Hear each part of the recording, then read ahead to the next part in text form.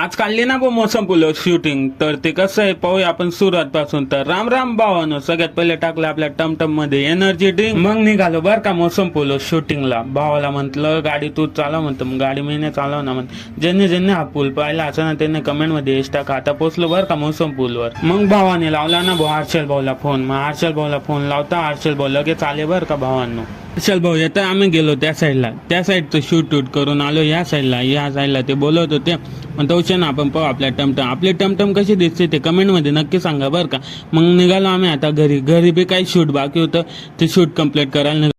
मग आलो बरं का मित्रांनो घरचं बी काय शूट बाकी होतं ते करायला आलो बरं का मित्रांनो. मग पाहिलं तर पावसाचं वातावरण होऊन जायला होतं. मग आलो खारच्या घरा. मग हर्षा बोला म्हणलो आता तर शूटिंग तू काढून घे म्हणतं. मग आलो बरं का बाजूच्या रूम मध्ये आलो, थोडं आराम करत होतं हर्षल भाऊने. तेवढं आपल्या मनपसंती गाणं लावलं बरं का मित्रांनो.